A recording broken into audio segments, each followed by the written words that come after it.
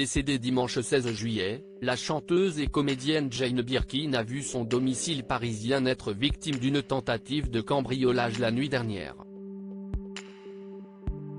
Difficile retour à la réalité pour la famille et les proches de Jane Birkin.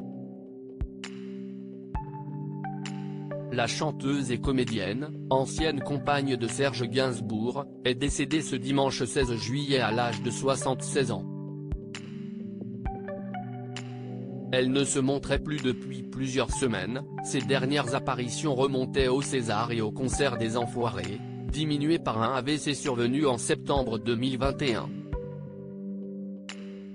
Elle a été retrouvée sans vie à son domicile parisien, alors qu'elle passait pour la première fois depuis longtemps la nuit toute seule.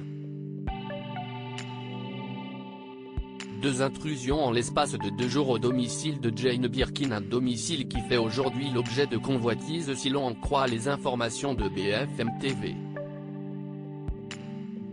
La chaîne d'information annonce en effet que l'appartement de Jane Birkin a été victime d'une tentative de cambriolage. L'affaire remonte à seulement quelques heures, puisque cette nuit, aux alentours de 4 h du matin, une amie qui se trouvait sur les lieux a entendu des bruits derrière la porte. Lorsque la police s'est rendue sur place, ils ont pu constater qu'une tentative d'intrusion s'était déroulée, notamment en observant des morceaux de bois au sol, ainsi que des dégradations sur le montant métallique de la porte. Les sources policières interrogées par la chaîne n'ont cependant pas souhaité confirmer la tentative de cambriolage, mais déjà, dans la nuit de lundi à mardi, 3 individus avaient été mis en fuite par des voisins, alors même qu'ils tentaient de rentrer dans l'appartement.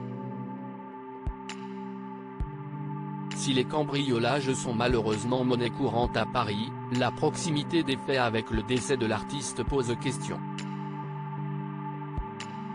Les derniers adieux de Charlotte Gainsbourg et Lou Doyon retrouvés inanimés dimanche, Jane Birkin a fait l'objet de nombreux hommages, notamment du président de la République, Emmanuel Macron, mais aussi de son ami, le chanteur Étienne Dao.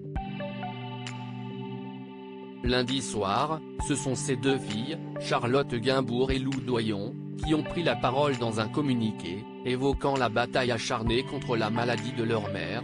Depuis son AVC en septembre 2021, sa famille et le merveilleux personnel soignant ont été à ses côtés nuit et jour.